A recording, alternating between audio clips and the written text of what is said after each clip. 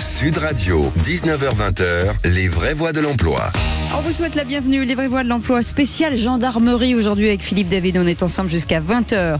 La gendarmerie nationale, pilier de la sécurité intérieure, est une force à la fois militaire et policière, dédiée à la protection du territoire et de ses habitants. Elle recrute des femmes, des hommes animés par le sens du devoir et prêts à s'engager pour leur pays. Depuis 2009, sous l'égide du ministère de l'Intérieur, la gendarmerie couvre 95% du territoire, garantissant l'ordre public et la police judiciaire. Avec plus de 98 000 militaires et civils, la gendarmerie assure une veille constante, 24 heures sur 24, 7 jours sur 7, 365 jours par an. Ses missions s'étendent à la sécurité publique, la police judiciaire, la sécurité routière et même au-delà des frontières métropolitaines sur le plan international, y compris dans les départements d'outre-mer. Chaque année, elle ouvre plus de 10 000 postes pour perpétuer sa tradition d'excellence dans la défense et la sécurité. Alors les questions qu'on va se poser ce soir, quels sont les différents métiers et missions de la gendarmerie?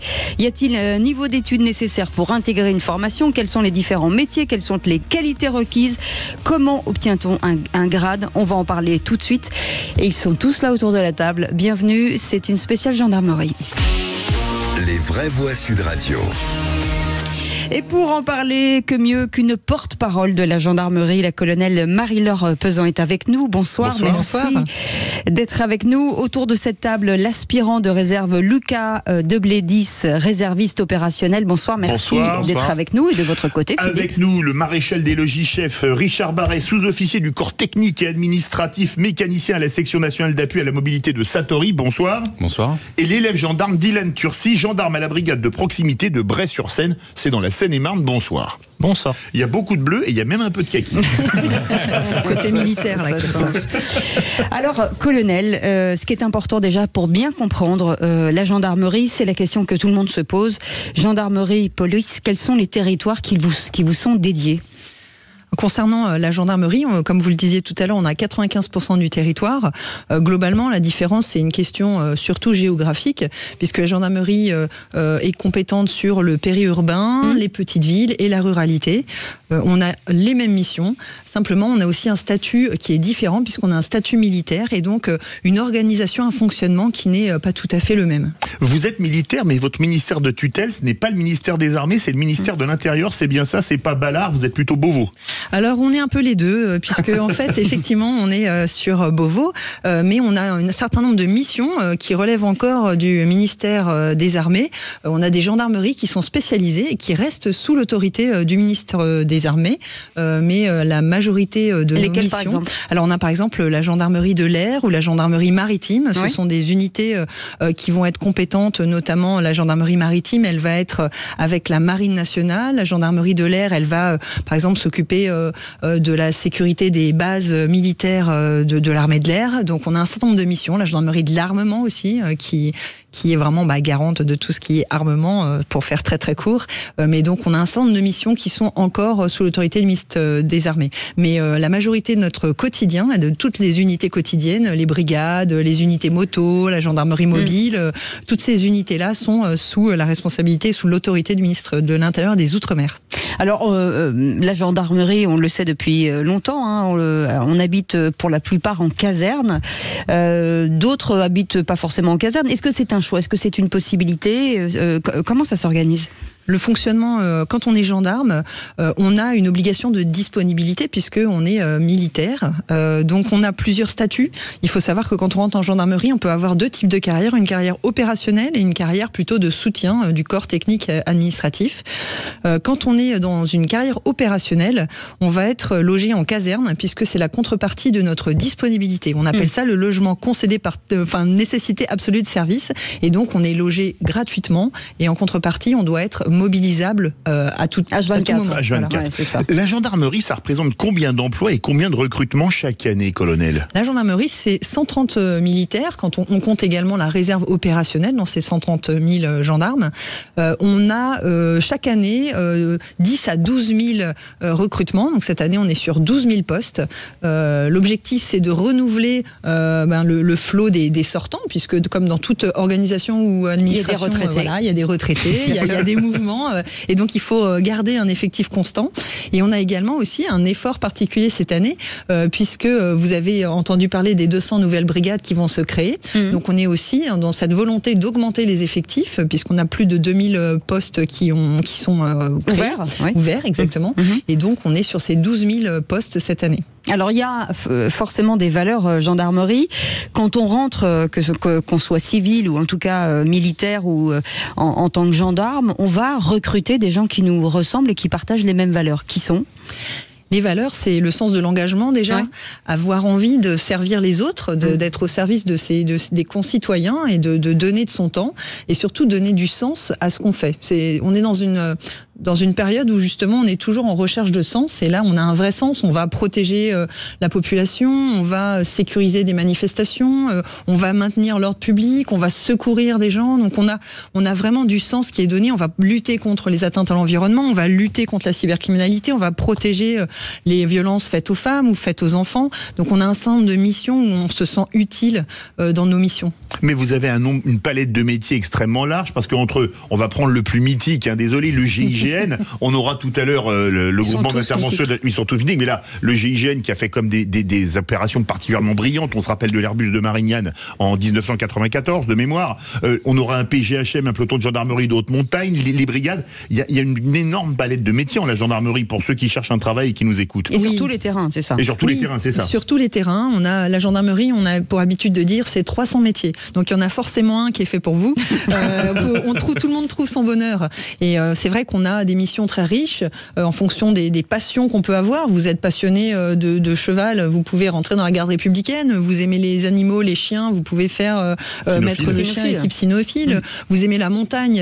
Tout à l'heure, effectivement, on entendra un militaire qui est affecté en unité de montagne. Vous aimez faire du maintien de l'ordre, sécuriser des manifestations, comme par exemple la Coupe du Monde de rugby qu'il y a eu récemment. Vous pouvez ou aussi aller en Outre-mer pour renforcer les unités locales. Vous pouvez rentrer dans la gendarmerie mobile et vous voulez être au quotidien dans un métier qui est très varié et c'est ça la force, je trouve, de la gendarmerie. C'est qu'on est polyvalent. Quand on est gendarme, on commence notre journée, on ne sait pas de quoi notre journée va être faite. Et le matin, on peut prendre une plainte pour un vol de téléphone. L'après-midi, on peut intervenir sur malheureusement un homicide. On peut ensuite aller sur un cambriolage et la nuit intervenir sur des violences intrafamiliales. Oui. Donc effectivement, on est sur une grande variété de missions et avec une richesse dans notre quotidien.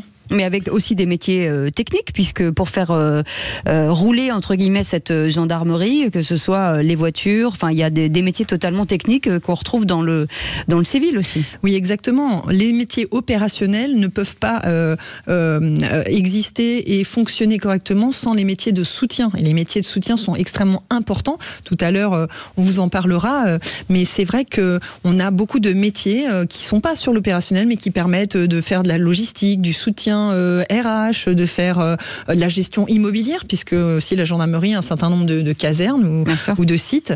On a la restauration aussi. Vous avez beaucoup d'endroits où ça va intéresser Philippe. Et on a aussi. On peut en parler, il n'y a pas de problème. Vous avez même un centre de formation à Gramat, le Lot, on y mange très bien. Aussi, voilà. Mais c'est vrai qu'on a beaucoup de métiers qui sont méconnus. On a des pilotes de drones, on a des horticulteurs, on a des maçons. On a vraiment une diversité de métiers à offrir. Vous avez des centres de formation un peu partout en France. On est formé près de son domicile. Et est-ce qu'il y a des possibilités d'hébergement? Est-ce que les formations sont rémunérées pour ceux qui veulent devenir gendarmes? En nous écoutant, en disant tiens, pourquoi pas? On a plusieurs centres de formation, donc en fait un peu partout sur le territoire. Un peu partout sur le territoire, on a 6 centres. On a des centres de formation pour la formation initiale, mais on a aussi des écoles qui vont faire de la formation continue ou des écoles qui sont spécifiques pour une formation. Donc ça c'est très varié. Quand on veut rentrer en tant que gendarme, déjà il y a un socle commun, une base, c'est d'abord d'être gendarme. Donc on va rentrer dans les écoles de sous-officiers, d'officiers de gendarmerie, on peut faire gendarme adjoint volontaire également. À partir du moment où on rentre en école... Avec ou sans diplôme, c'est important de dire. Avec ou sans diplôme, voilà, il y a vraiment en fonction de chaque niveau, donc gendarme adjoint volontaire, il ne faut pas de diplôme, sous-officier, il faut un bac ou plus, et officier de gendarmerie ou officier du corps technique administratif, il faut un bac plus 5, voilà, un master 2 ou diplôme équivalent. Donc à partir du moment où on a ces diplômes-là, on va va passer des concours qui vont nous faire rentrer dans différentes écoles de formation initiale. Donc vous avez à Melun l'école des officiers. Pour les sous-officiers, vous avez par exemple Châteaulin, Montluçon, Chaumont, il y a plus Tulle. Et vous avez aussi pour le corps technique administratif l'école de Rochefort. Donc vous voyez, c'est réparti sur l'ensemble du territoire. On n'est pas forcément formé à côté de chez soi, et c'est aussi une richesse parce que ça permet de rencontrer en école différents jeunes qui sont pas du même coin que nous, et ça permet aussi déjà de s'enrichir en école. On a ensuite des écoles qui sont plus spécialisées. Par exemple, je pense à Antibes, l'école pour former les plongeurs. On a une unité montagne aussi à Chambéry, un centre de formation à la montagne. On a les hélicos aussi. Quand on rentre en gendarmerie, on peut être pilote d'hélico, et donc on a une école de formation spécifique. On a l'école de police judiciaire. Voilà, on a une grande diversité d'écoles pour se spécialiser pendant la carrière. On en parle dans un instant. Merci. Vous restez avec nous, colonel Marie-Laure Pesan, porte-parole de la gendarmerie nationale. Et dans un instant, on va vous parler des réservistes opérationnels. Alors, on a l'aspirant de réserve, Lucas Debledis, qui est avec nous. On va en parler. Il nous dira tout. D'abord, d'où il vient, son parcours et pourquoi ce choix. Si vous avez des questions, vous pouvez nous appeler, bien sûr, 0826 300 300 avec Philippe David. On est totalement open. À tout de suite. Repos. Et les vraies voix de l'emploi s'attaquent aujourd'hui. Je ne suis pas sûre d'avoir dit le bon mot, s'attaque à la gendarmerie. Parce que qui a envie de s'attaquer à la gendarmerie? Personne. Oui, excusez-moi, là on est minoritaire. On va peut-être faire attention parce qu'on ne tient pas à partir en garde à vue à la fin de l'émission quand même. En tout cas, la gendarmerie recrute un tout petit peu partout en France et sur plein de métiers. On va vous parler de ces métiers, de ces formations ce soir, bien entendu avec la colonelle Marie-Laure Pesan qui est avec nous, porte-parole de la gendarmerie, et on vous remercie d'être là. Et puis l'aspirant de réserve, Lucas Debledis, qui est réserviste opérationnel. Bonsoir, merci d'être avec nous. Alors déjà, on a envie de comprendre la différence entre réserviste et réserviste, entre gendarme et réserviste opérationnel. Vous allez nous expliquer. Tout à fait. Ça se voit peut-être pas comme ça, mais moi je suis étudiant. Je suis étudiant en master en politique publique à Sciences Po. Oui. Et pourtant, vous voyez, je porte un uniforme de gendarme à première vue. Vous ne pourriez pas voir d'officier de gendarmerie. Et en fait, je suis réserviste opérationnel. Concrètement, qu'est-ce que ça veut dire? Ça veut dire qu'à côté de mes études, sur mon temps libre, vous pouvez être engagé. Je suis sur le terrain. Engagé sur le terrain auprès des gendarmes, et on ne voit pas la différence sur le terrain entre un réserviste et un gendarme qu'on appelle d'active. Combien de jours par an? Alors il n'y a pas de minimum. Il n'y a pas de minimum. L'intérêt, c'est que la réserve opérationnelle, c'est vraiment une réserve qui est flexible. En fait, on travaille quand on est disponible. Et ça se conjugue très bien avec une vie familiale, des études ou un travail. Moi, personnellement, je tourne autour de 40 à 50 jours par an, mais ça peut être très varié. On peut faire 10, comme certains peuvent faire beaucoup plus. Mon lieutenant, vous êtes jeune puisque vous êtes étudiant, vous avez votre galon d'aspirant. À l'époque, il fallait 4 mois pour être aspirant, à l'époque où la conscription existait. Comment est-ce qu'on devient officier de la réserve opérationnelle comme vous? Il y a une formation de 2 mois, 3 mois, 6 mois. Expliquez-nous. Tous les réservistes opérationnels passent par une formation initiale qui s'appelle la préparation militaire gendarmerie, qu'on appelle le PMG. Ça, c'est une formation de 2 à 3 semaines qui permet... Il est bon, hein, il connaît bien ça. Je suis passé... Donc voilà. Attendez, là, il y a sa colonel à côté. Je peux vous dire qu'il a révisé toute la nuit. Exactement. Donc ça, c'est la formation initiale pour tout réserviste. Et en fait... Après, moi, c'est ce que j'ai fait 2-3 ans de réserve opérationnelle, et ensuite on peut être volontaire pour devenir officier de réserve. Là, il y a une sélection, et ensuite on part en formation. On a parlé de l'EOGN, l'école des officiers de la gendarmerie nationale à Melun.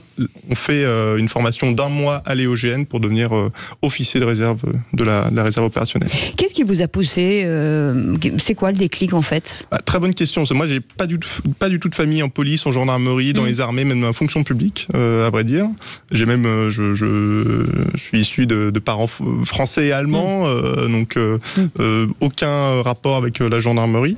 Mais vous avez payé tous vos PV. on est en règle là-dessus. C'était juste à force de les voir. Ouais, c'est ça. Mais vous aimez le bleu, c'est ça. Mais alors le déclic, bon, il y a deux choses. J'ai fait mon lycée en face de l'Éogène, on en parlait à Melun, donc peut-être en entendant les chants au loin, ça m'a donné envie. Non, moi je pense que le déclic chez moi, ça a été, je vous ai dit, j'étais franco-allemand, je suis allé voir le match France-Allemagne le 13 novembre 2015 au Stade de France. Okay. Et en sortant du stade, je voyais tous ces policiers, ces gendarmes qui étaient là pour nous escorter, nous protéger. Sécuriser. Et je pense que le déclic vient de là. Voilà.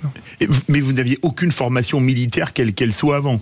Du tout. J'ai fait ma PMG, ma préparation militaire gendarmerie, quand j'avais 19 ans.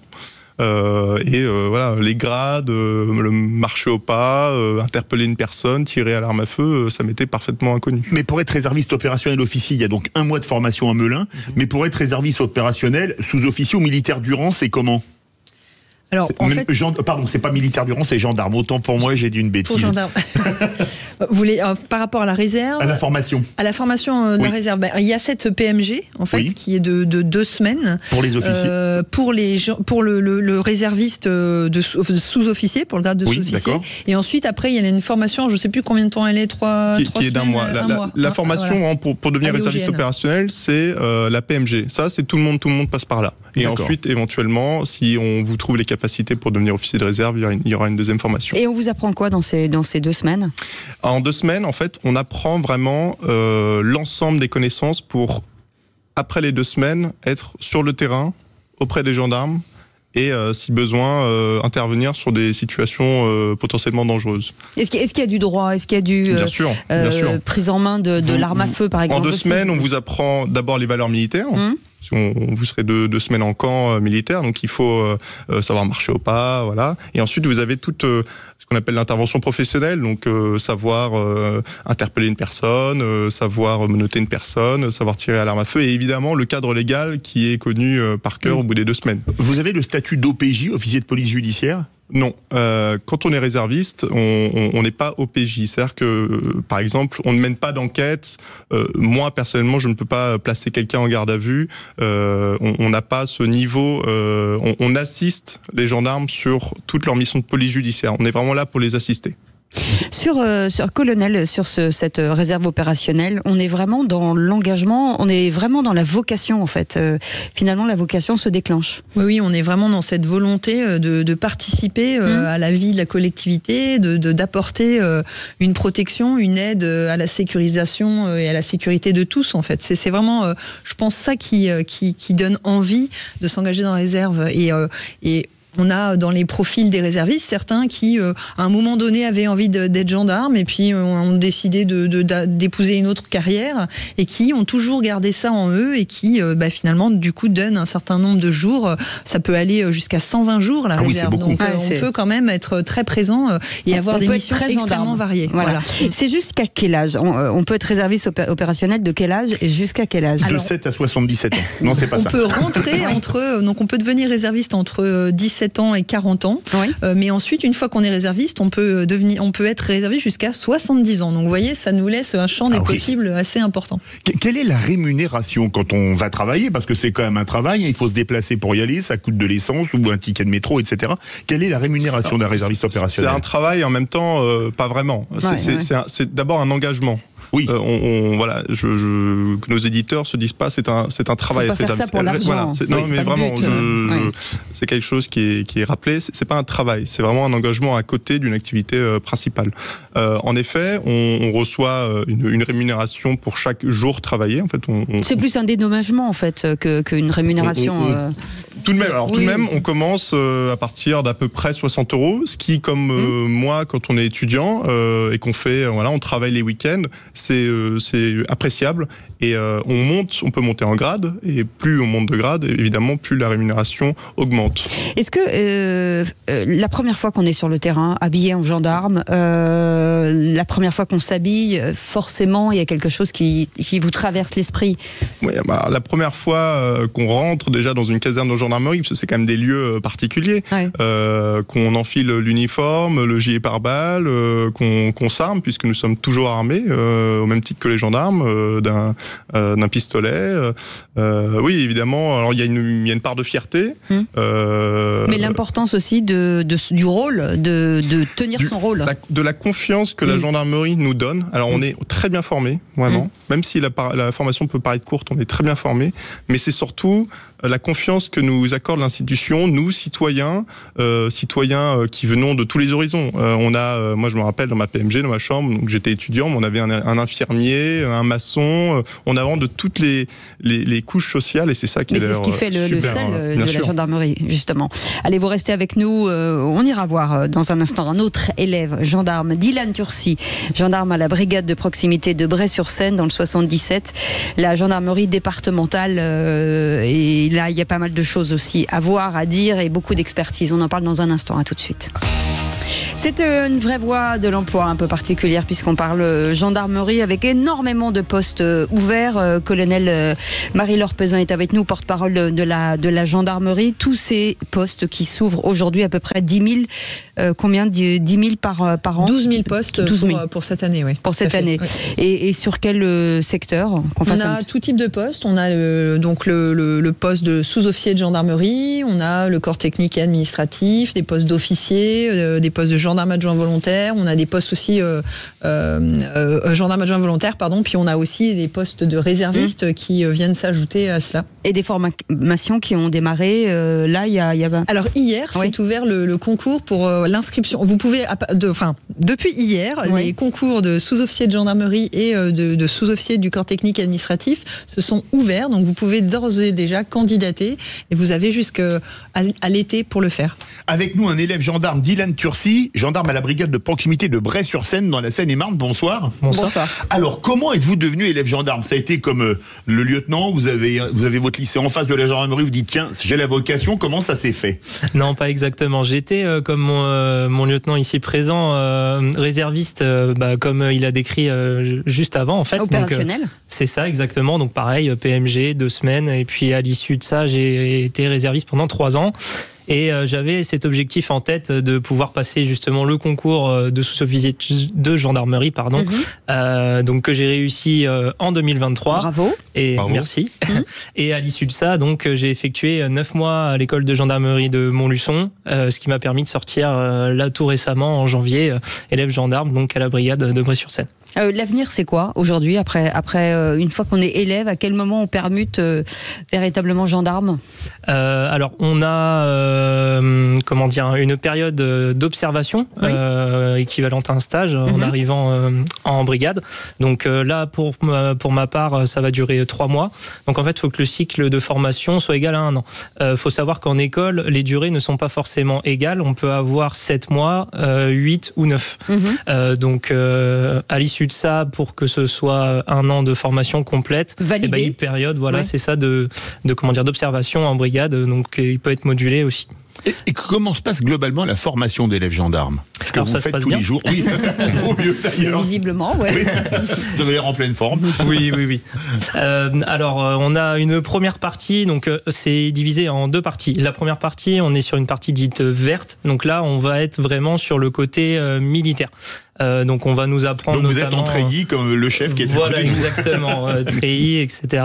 L'idée, ça va être d'apprendre donc à être militaire, tout simplement dans les compétences, dans la gestuelle, dans les actes.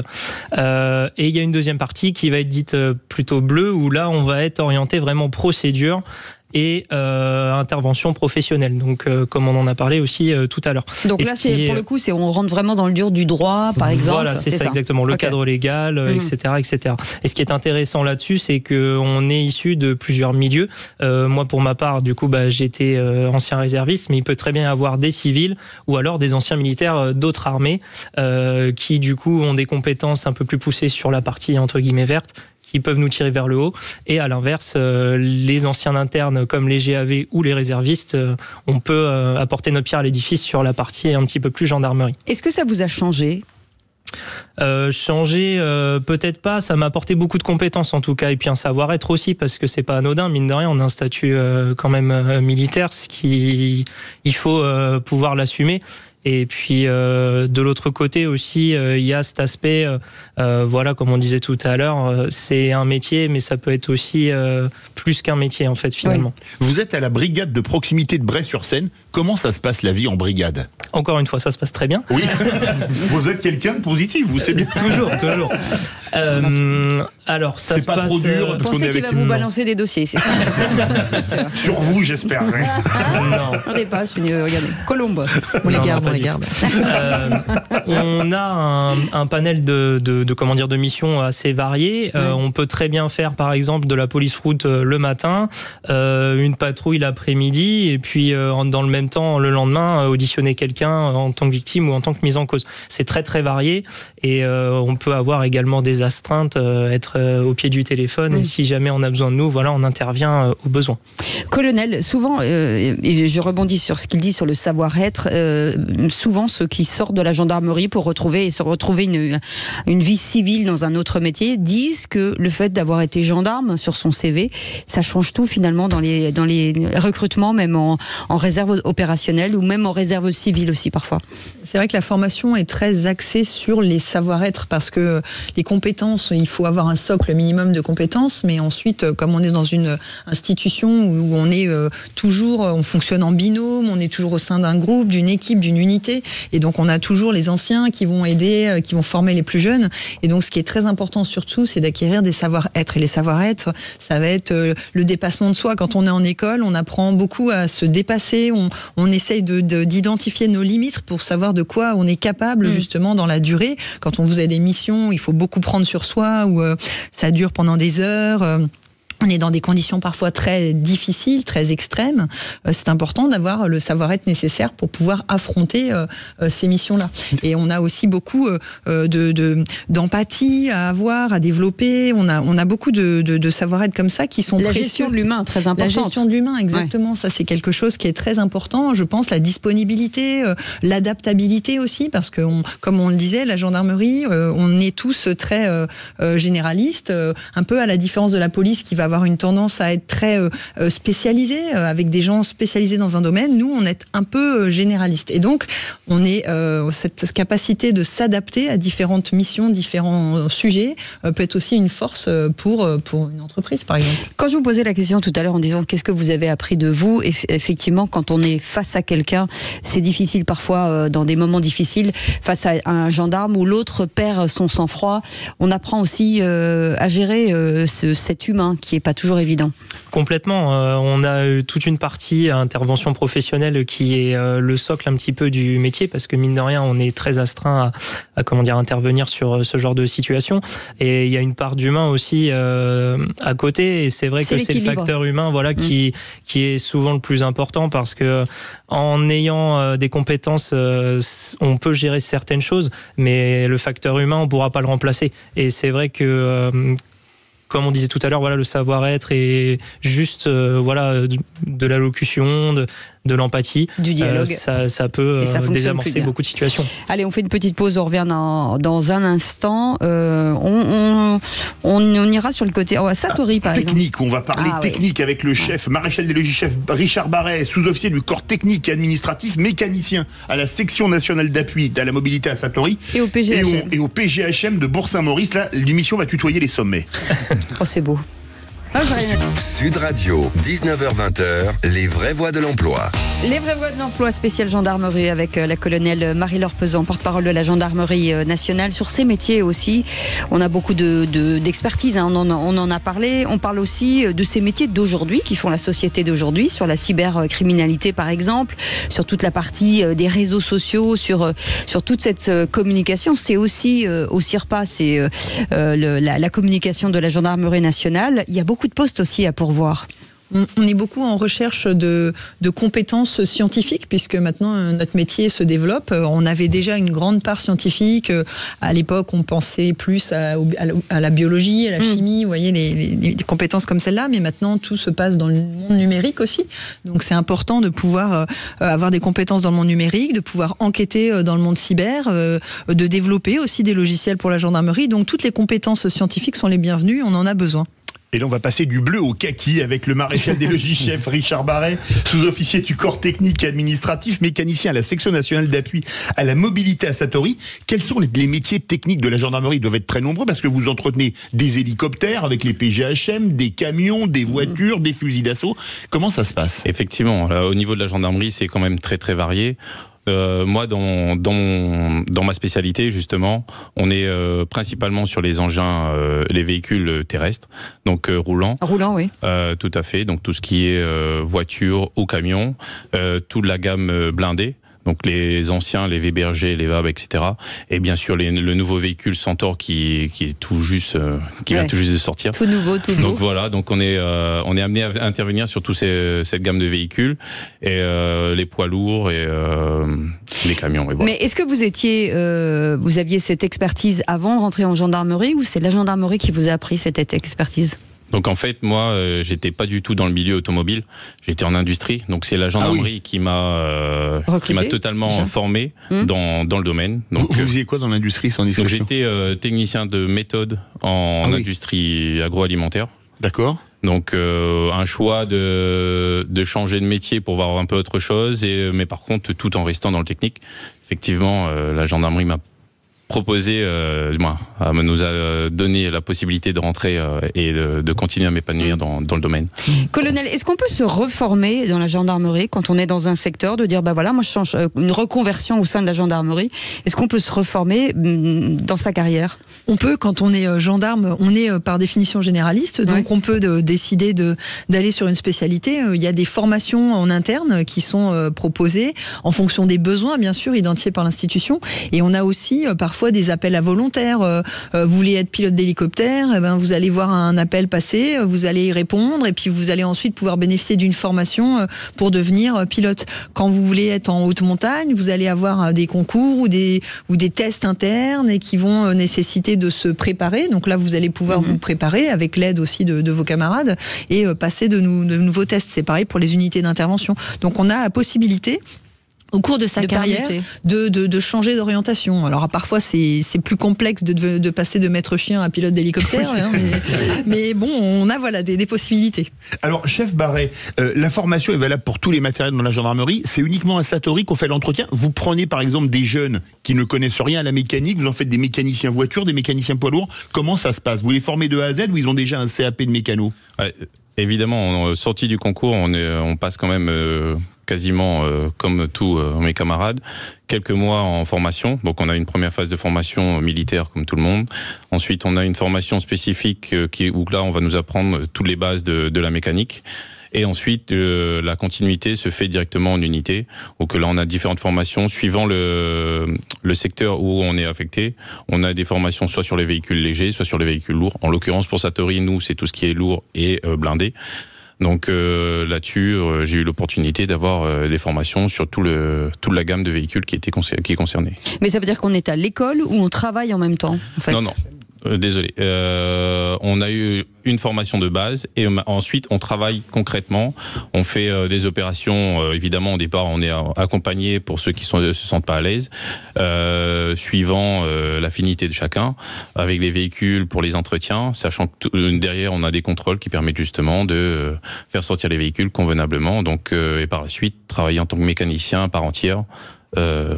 Toute la journée. Voilà, c'est ça. Colonel, ce qui est important de dire, c'est que la gendarmerie, c'est largement ouverte aux femmes qui sont de plus en plus nombreuses dans la gendarmerie. Oui, on a un peu plus de 23% de femmes au sein de la gendarmerie. Après, c'est en fonction des métiers, j'aimerais dire, de la gendarmerie. On a dans les métiers de soutien plus de femmes, effectivement, plus de 50% de femmes, 60% pour certains métiers. Donc c'est largement féminisé. On a aussi, et on n'en a pas beaucoup parlé, mais on a des recrutements civils aussi au sein de la gendarmerie. Donc là aussi, c'est un recrutement qui est fortement féminisé. C'est sur le côté administratif plutôt. Sur le côté administratif. administratif, voilà, mais avec un statut qui n'est pas militaire. On recrute des civils qui sont déjà dans la fonction publique ou des contractuels qui peuvent agir sur des missions spécifiques. Ils peuvent être designers, ils peuvent faire du RH, de la paye, de la finance. Voilà, c'est très varié. Et on a aussi des femmes de plus en plus dans les métiers opérationnels. Chef Richard Barret, dernière question, parce qu'après on va partir à direction Bourg-Saint-Maurice. Quand on sort de la gendarmerie, la retraite par exemple, on s'est très apprécié les formations de mécano par exemple pour aller dans le civil? C'est sûr que sorti de la gendarmerie, on a quand même du travail en mécanique. Bah, quand vous avez réparé un char, vous savez réparer une touille d'eau. Effectivement, on a quand même beaucoup de connaissances durant notre carrière. L'avantage aussi, c'est aussi de pouvoir aussi bouger aussi, même en tant que mécanicien. C'est ce qu'il faut aussi signaler. Nous, dans notre métier, c'est pouvoir aller en mission, être là sur toutes les manifestations et intervenir auprès des gendarmes d'actifs de terrain. Donc en tout cas, ils sont bons à la radio. Hein. Ils sont très bons. Hein. Là, on va passer des véhicules blindés à roues pour prendre la direction de Bourg-Saint-Maurice. Là, c'est plutôt l'hélicoptère, le moyen de déplacement. Bonsoir, Major Laurent Colliot du PGHM de Bourg-Saint-Maurice. Bonsoir. Bonsoir à vous. Alors, les PGHM, c'est les gendarmes de secours en haute montagne. Comment est-ce qu'on intègre un PGHM ? Eh bien, on fait comme mes camarades précédemment, du coup l'école gendarmerie, et puis ensuite en interne gendarmerie, on suit des formations élémentaires, des formations d'encadrement qui nous permettent de nous présenter au test de la spécialité montagne pour devenir secouriste en montagne. Alors, ça veut dire qu'il faut quelques aptitudes de base quand même. Maîtriser le planter de bâton, par exemple, oui, c'est vital. Monsieur Duss, c'est forcément... C'est effectivement plutôt bien de le maîtriser, bien qu'on ait un recrutement qui soit assez large et qui soit pas uniquement concentré sur des gens issus de la montagne. Voilà, on a des gens qui sont issus d'un petit peu tous les départements de France. Et c'est en rentrant en gendarmerie, quand on se retrouve dans les escadrons de gendarmerie mobile ou en brigade, que la passion peut survenir. Mais pas impératif d'être guide de haute montagne, moniteur de ski. Alors en tout cas, c'est une finalité recherchée, mais c'est pas un impératif au niveau du recrutement. Alors, on a des gens qui sont recrutés directement guides de haute montagne, mais le recrutement initial, on est gendarme de base et on va en montagne. C'est une gestion comme sur la route, ou en tout cas de situations d'urgence parfois dans des situations assez compliquées, et quand on doit avec un hélico venir au secours en haute montagne, ça nécessite quand même des capacités et des aptitudes particulières. Déjà, vaut mieux pas avoir le vertige a priori. Oui, ça je vous confirme. Pour le coup, effectivement, ça aide. Et oui, c'est certain, il faut déjà avoir vraiment l'envie cheville au corps d'aider les personnes. Et puis ensuite, les formations qu'on acquiert au fur et à mesure de la carrière permettent d'aborder ces situations qui sont parfois complexes, délicates, de manière assez sereine. Quels sont les différents postes dans un PGHM qui est quand même une unité très spécifique ? Eh bien, on est tous secouristes, on est tous gendarmes et officiers de police judiciaire, donc ce qui nous permet de conduire des enquêtes. Et puis en interne, on a des spécialisations spécifiques qui vont être de maître chien par exemple. On a des spéléologues. Ah oui, spéléo, oui.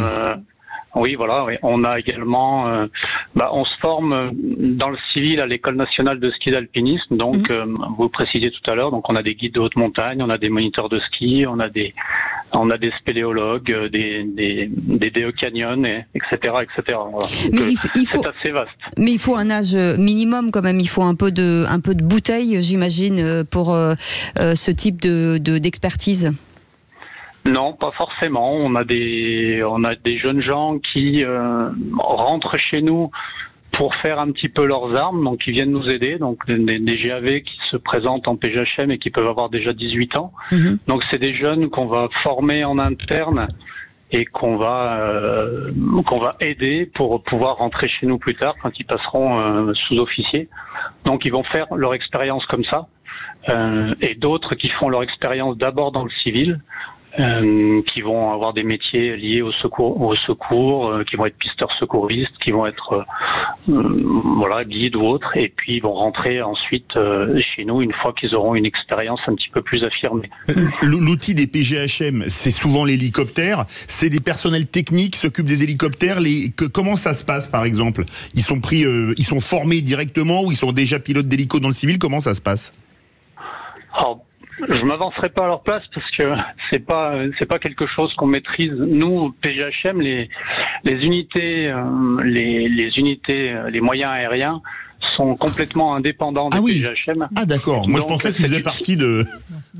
Non, pas du tout. C'est une formation spécifique et ce sont les moyens aériens de la gendarmerie, donc les sections aériennes de la gendarmerie, qui recrutent et forment leurs pilotes, leurs mécaniciens. Et ces vecteurs aériens de la gendarmerie sont mis à notre disposition pour faire le secours en montagne.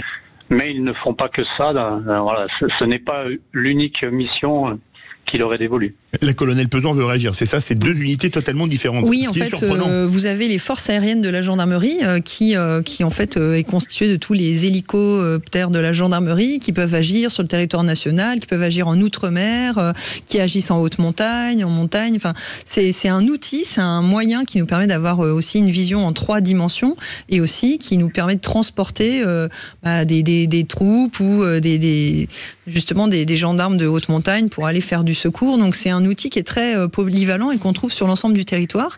Et donc ces forces aériennes de gendarmerie viennent en appui du peloton de gendarmerie de haute montagne. Et on a des mécaniciens qui sont spécialisés justement pour l'entretien de ces machines. Comme le chef Barret, à part que là c'est les hélicos et c'est pas les véhicules à roues. Exactement.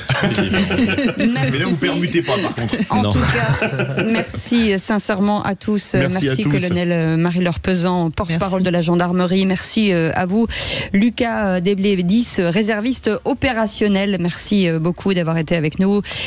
Puis vous pouvez faire le reste. Merci beaucoup, Dylan Turcy, gendarme à la brigade de proximité de Bray-sur-Seine dans la Seine-et-Marne. Merci beaucoup, maréchal des logis, chef Richard Barret, sous-officier du corps technique et administratif, mécanicien à la section nationale d'appui à la mobilité de Satory. Et on conclut avec merci au major Laurent Colliot du PGHM de Bourg-Saint-Maurice. Merci à vous, Cécile. Et merci Philippe David pour votre amitié. Ah bah merci. Sans borne. Là on va boire un vin chaud. Merci beaucoup à la gendarmerie, merci bien entendu. Vous pouvez aller voir sur leur site internet gendarmerie.fr. Ils recrutent un petit peu partout. Vous pouvez envoyer vos CV, vous aurez des réponses, bien entendu. Merci à notre équipe formidable. On se retrouve demain à 17h et on vous embrasse. On vous embrasse tout de suite à 20h02 après le flash, les essentiels de Sud Radio, mais tout de suite Sud Radio à votre service. À demain. Passez une belle soirée.